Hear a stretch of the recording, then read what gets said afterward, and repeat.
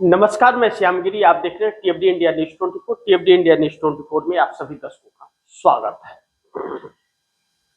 प्रधानमंत्री नरेंद्र मोदी का इजराइल जाना संकट भरा साबित होता हुआ नजर आ रहा है, क्योंकि प्रधानमंत्री नरेंद्र मोदी रात में या कल सुबह तक आ भी जाएंगे, भारत वापस भी आ जाएंगे। 35 घंटे का उनका सफर था। लेकिन नरेंद्र मोदी इजराइल क्यों गए? कौन सी ऐसी इमरजेंसी आ बैठी थी कि इजराइल जाना उन्हें बड़ी जरूरी था, ऐसे वक्त में जब जंग छिड़ सकता है ईरान और अमेरिका के बीच, जो इजराइल के ही कारण हो रहा है। तो बहुत देर से समझ आया कि नरेंद्र मोदी का बहुत गहरा रिश्ता इजराइल के साथ है, जिसकी सरकार है इस वक्त नेतन्याहू की, और आरएसएस का, और एप्स्टीन भी इसी विभाग का था। लेकिन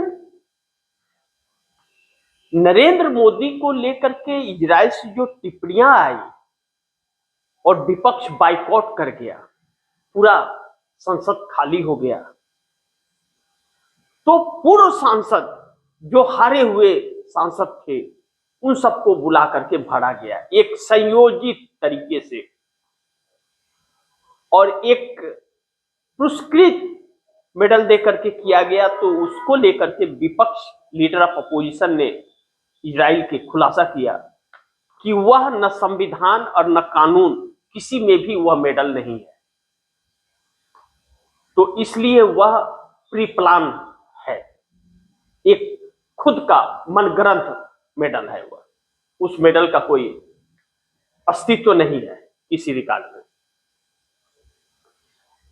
ऐसे में मोदी और नेतन्याहू की दोस्ती का असली खेल क्या है? क्या नरेंद्र मोदी क्यों इजराइल जाने का इतना बड़ा जोखिम उठाए? तो कहा जा रहा है कि एप्स्टीन में खुलासों से बचने के लिए और हरदीप सिंह पुरी को बचाने के लिए। यह वक्त बताएगा कि सच्चाई इसमें कितनी है। लेकिन पेट्रोलियम मंत्री हरदीप सिंह पुरी और अनिल अंबानी के जिस तरह से नाम आ रहे हैं और कांग्रेस सर्च करके इसके खुलासे कर रही है, वह नरेंद्र मोदी सरकार को बहुत मुश्किल में डाल रहा है आने वाले दिनों के लिए। और दूसरा, ट्रंप लगातार मोदी को धमका रहे हैं। जैसे जैसे हमारे देश का विपक्ष नरेंद्र मोदी पर शिकंजा कस रहा है अमेरिकी ट्रेड डील को लेकर के, वैसे ही अमेरिकी राष्ट्रपति डोनाल्ड ट्रंप मोदी पर शिकंजा कस रहे हैं कि इस ट्रेड डील से पीछे अगर हटे तो खैर नहीं है, चेतावनी दे रहे हैं। लेकिन इसका असर बहुत बुरा पड़ रहा है। और दूसरा, एप्स्टीन अब सुर्खियों में है विश्व में, क्योंकि विश्व के हर देश के नेता इसमें शामिल पाए जा रहे हैं। अब अगर इसके दूसरे पहलू पर हम चर्चा कर ले, जो एनडीए गठबंधन सरकार के, मोदी जी सरकार में प्रधानमंत्री है, इसमें चंद्रबाबू नायडू बहुत एक अहम सहयोगी दल है। तो चंद्रबाबू नायडू अहम सहयोगी दल हैं, तो चंद्रबाबू नायडू ने बिल गेट्स का स्वागत किया था, और फिर एक बिल गेट्स का खुलासा हो गया दो महिलाओं के साथ संबंध बनाते हुए, और लगातार बिल गेट्स का जिक्र इस एप्स्टीन फाइल में आ रहा है। और नरेंद्र मोदी ने बिल गेट्स का रेड कारपेट बिछा करके स्वागत चंद्रबाबू नायडू से करा दिया कि आईटी सेक्टर में उधर इन्वेस्टमेंट करेंगे, और बिल गेट्स का पतन होता हुआ नजर आ रहा है, हर कोई उनका विरोध कर रहा है। ऐसे में चंद्रबाबू नायडू बड़ी मुश्किल में आंध्र प्रदेश में फंस गए, उनका विरोध होने लगा है। चर्चाओं में अचानक चंद्रबाबू नायडू आ गए। अब जनता इस बात का सवाल उठा रही है इस बात पर कि चंद्रबाबू नायडू सहयोगी दल हैं। अगर नरेंद्र मोदी ने के कहने पर या भाजपा के कहने पर बिल गेट्स का स्वागत चंद्रबाबू नायडू ने किया, तो इसने घिनौने व्यक्ति का स्वागत करा करके नरेंद्र मोदी ने तो अपने सहयोगी दल को फंसाने की कोशिश की, तो चंद्रबाबू नायडू मोदी का साथ छोड़ दे, समर्थन वापस ले ले। उनके पास में 16 सांसद हैं और 2+2 पवन कल्याण के हैं, तो 18 सांसद हैं, समर्थन वापस ले ले। ऐसे व्यक्तियों के साथ रिश्ते अच्छे नहीं होते, राजनीति में बहुत नुकसानदायक होते हैं। अब ऐसे में चंद्रबाबू नायडू बहुत बुरी तरह से घेर चुके हैं और समर्थन वापसी तक बात पहुंच सकता है, यह बात कही जा रही है। तो 18 सांसदों का एक बहुत बड़ा झटका नरेंद्र मोदी सरकार को लग सकता है। अमेरिकी ट्रेड डील से भी चंद्रबाबू नायडू को खासा नुकसान राजनीति के अंदर होना संभव माना जा रहा है, क्योंकि आंध्र प्रदेश में भी तो किसान भारी पैमाने पर है। तेलंगाना और आंध्रा में डिफरेंस है। तेलंगाना के अंदर किसानी कम, इंडस्ट्रियल ज्यादा है, और आंध्रा के अंदर किसानी ज्यादा, इंडस्ट्रियल कम है। लेकिन एक प्लस पॉइंट आंध्रा के पास रहा कि आंध्रा से तेलंगाना जब अलग हुआ तो बहुत नाम मात्र के कर्ज आंध्रा पर थे, जिसके लिए मनमोहन सिंह सरकार ने 5 साल की राहत दी थी टैक्स में कि वह धन अर्जित कर ले। लेकिन नरेंद्र मोदी ने कह दिया कि हम 10 साल का देंगे, और समर्थन साथ में लड़ दिया और दिया कुछ भी नहीं। तो गलतफहमी की शिकार, यानी कि वादा खिलाफी की सरकार चंद्रबाबू नायडू की हुई। तो चंद्रबाबू नायडू ने समर्थन वापस ले लिया 2018 में। 14 में मोदी की सरकार आई, 18 में समर्थन वापस ले लिया था। लेकिन नरेंद्र मोदी सरकार के पास 285 सांसद थे, तो इसलिए सरकार पर फर्क नहीं पड़ा। लेकिन चंद्रबाबू नायडू पर फर्क काफी पड़ा, क्योंकि 5 साल का वक्त भी गुजर गया और कुछ कर भी नहीं पाए, तो वहां के लोगों ने चुनाव हरवा दिया। 19 में सरकार चली गई, YSR जगनमोहन रेड्डी की सरकार आ गई। अब ऐसे में चंद्रबाबू नायडू बहुत बुरी तरह से फंस गए हैं, और चंद्रबाबू नायडू अब नाराज मोदी सरकार से हो गए। तो यह नाराजगी क्या समर्थन वापसी तक पहुंच जाएगी, इस पर चर्चा बहुत तेजी से अब होने लगी है। और एप्स्टीन के अंदर से जो जिन निकलता जा रहा है, वह मोदी सरकार के लिए बड़ी घातक साबित हो रहा है, क्योंकि कांग्रेस हमलावर है। लेकिन एनडीए गठबंधन की संकट सिर्फ यही आंध्र में चंद्रबाबू नायडू तक ही नहीं है। अमित शाह ने भी बिहार में जाकर के नीतीश कुमार को फिर छेड़ दिया। अभी कुछ दिन पहले नीतीश कुमार से भारतीय जनता पार्टी के विधायक जेडीयू के विधायकों से भिड़ गए थे सदन के अंदर, और नीतीश कुमार पर हावी होने की कोशिश भारतीय जनता पार्टी के लोग कर रहे थे, विधायक निधि बढ़ाने के लिए कि 4 करोड़ विधायक निधि है, उससे ज्यादा बढ़ाया जाए। लेकिन काम 4 रुपए का अपने क्षेत्रों में नहीं करते हैं लोग, सब खा पी करके मस्त हो जाते हैं, और बिहार वैसे ही कंगाल बना रहता है। तो अब अमित शाह ने घुसपैठियों की बात कर दी कि घुसपैठियों को हम निकालेंगे, और सीमांचल को टारगेट बनाया गया है।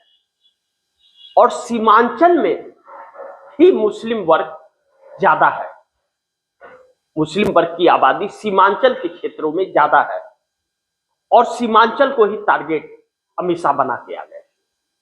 अब चूंकि 20 साल के बाद गृह मंत्रालय भाजपा के पास आ गया है, सम्राट चौधरी है, तो अब बुलडोजर भी चलाने का और उन लोगों को निकालने का। तो सवाल यह उठता है कि जब SIR हुआ तो घुसपैठिए तो चुनाव आयोग ने बताया नहीं कितने आए, और नीतीश कुमार की सरकार कह रही है कि घुसपैठिए है नहीं। तो अमित शाह किस घुसपैठिए को निकालने की बात कर रहे हैं, यानी कि अराजकता बिहार में फैलाने की और बिहार को तड़पाने की। एक बहुत बड़ी साजिश रची जा रही है। जब यह साजिश रची जा रही है तो नीतीश कुमार इससे अब खासे परेशान होते हुए नजर आ रहे हैं। इन सभी चीजों में मुख्य बिंदु यह है कि नीतीश कुमार के पास 85 विधायक और 12 सांसद हैं और 25 विधायक और 12 सांसदों का समर्थन नीतीश कुमार का भी भारतीय जनता पार्टी के साथ है। नीतीश कुमार नहीं तो बिहार में भाजपा की सरकार नहीं, और नीतीश नहीं तो केंद्र में मोदी की सरकार नहीं। यह बातें दोनों जगह पड़ती हैं, लेकिन चंद्रबाबू नायडू का सिर्फ केंद्र में समर्थन है। आंध्रा में न भाजपा का और न तो चंद्रबाबू नायडू का। चंद्रबाबू नायडू 2/3 बहुमत से है। ऐसे में बिहार के अंदर अपने इन तानाशाहियों से भाजपा अपनी सत्ता खो सकती है, क्योंकि नीतीश कुमार जब राबड़ी देवी के आवास तक पहुंच गए हैं और उनके आवास को खाली कराने वाले फैसले को भी पलट दिया है, तो नीतीश कुमार इतनी आसानी से सारे अपने वोट बैंक को जाने देंगे या लोगों को प्रताड़ित करने देंगे, यह संभव नहीं है। और दूसरी चीज, गृह मंत्री अमित शाह देश के गृह मंत्री है, घुसपैठियों की बात यह रिकॉर्ड इनके पास होता है, तो यह क्यों नहीं बता रहे हैं कि बिहार में कितने घुसपैठिए हैं? यह बात नहीं बताते और खुद इतने कायरता इतनी सरकार के अंदर आ गई है कि कह रही है घुसपैठियों को और निकाल नहीं पाती है और आंकड़े नहीं बता पाती है। सिर्फ चुनावी मुद्दा बनाने के लिए यह सब कुछ किया जाता है। और सीमांचल को टारगेट इसलिए किया जा रहा है कि पश्चिम बंगाल से सटा सीमांचल है, उसके बाद पश्चिम बंगाल चालू हो जाता है, ताकि उसी घुसपैठिए का मुद्दा पश्चिम बंगाल में भी उठाए। लेकिन पश्चिम बंगाल में मुस्लिम आबादी ज्यादा है, तो दांव उल्टा भी पड़ सकता है। 123 सीटें तकरीबन मुस्लिम आबादी है, तो भारतीय जनता पार्टी के लिए लेने के देने भी पड़ सकते हैं। लेकिन अब कहीं ना कहीं नीतीश कुमार भी समर्थन वापस लेने के और पलटी मारने के मूड में आते हुए नजर आ रहे हैं, क्योंकि लालू प्रसाद यादव के परिवार के साथ नजदीकियां बढ़ाते जा रहे हैं। लेकिन इसका अगला पहलू हम देखें, महाराष्ट्र को देख लें, जहां पर एनडीए प्रभावी है। तो महाराष्ट्र के अंदर भी एनडीए में भारी टूट की संभावनाएं लगातार उठती रही हैं और उठती हुई नजर आती हैं। आहट चल पड़ी है। शरद पवार जो इंडिया गठबंधन के एक अहम हिस्सा हैं, शरद पवार बहुत सधी हुई चाणक्य नीति पर काम करते हुए नजर आ रहे हैं और एकनाथ शिंदे को अपने पक्ष में करने का लगातार कोशिश कर रहे हैं और उद्धव ठाकरे भी इसमें सक्रिय हैं। पिछले दिनों एकनाथ शिंदे और राज ठाकरे की जो बंद कमरे में बैठक हुई थी, उसकी चर्चा की गूंज आज तक सुनाई दे रही है भारतीय जनता पार्टी के कानों में, क्योंकि भारतीय जनता पार्टी की सत्ता है एनडीए गठबंधन की महाराष्ट्र में और एनसीपी और शिवसेना के समर्थन से, यानी कि सुनीत्रा पवार और एकनाथ शिंदे बड़ी अहम भूमिका में हैं। दोनों में एक गया तब तो कोई फर्क नहीं पड़ेगा सरकार को, लेकिन दोनों में शिंदे चले गए तो मोदी को फर्क पड़ेगा। और अगर दोनों चले गए, शिवसेना और एनसीपी, तो देवेंद्र फडणवीस सरकार और मोदी दोनों को पड़ेगा। अब ऐसे में समझना यह जरूरी है कि सुनीत्रा पवार कभी भी यह ऐलान कर सकती है, जबकि आज बैठक हो रही है दोनों परिवार एक होने का एनसीपी, तो आज बैठक हो रही है सुनीत्रा पवार की, तो अगर फैसला हो गया कि परिवार एक होगा और एकनाथ शिंदे के साथ बैठक चल रहा है, पिछले दिनों हुआ और आगे भी होने की संभावना है, तो ऐसे में दोनों ने अगर घर वापसी का मूड बना लिया तो 3 जगह सरकारें गिरेंगी। बीएमसी भी भारतीय जनता पार्टी के हाथ से चला जाएगा, महाराष्ट्र की सरकार भी भारतीय जनता पार्टी के हाथ से चली जाएगी और केंद्र की सरकार भी भारतीय जनता पार्टी के हाथ से चली जाएगी, क्योंकि 97 एमएलए और 8 सांसद भारतीय जनता पार्टी से महाराष्ट्र में अलग हो जाएंगे। तो फिर ऐसे में 97 और 85 नीतीश कुमार के,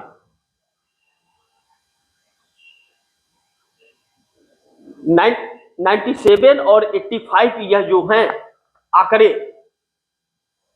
यह बहुत भारी पड़ने वाले हैं फिर,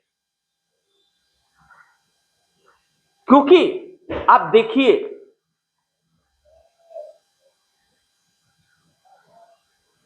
यह टोटल मिलाकर के जो 182 हो जाते हैं, 182 एमएलए और 38 सांसद, 38 सांसद हो जाएंगे, क्योंकि 16 चंद्रबाबू नायडू के, 2 पवन कल्याण के 18 हो गए, 12 नीतीश कुमार के 30 हो गए और 7 एकनाथ शिंदे के 37 हो गए, 1 अजीत पवार के 38 सांसद हो गए और 97 और 85 एमएलए हो गए। यह कुल संख्या मिला करके हो जाएगी एमएलए की संख्या 182।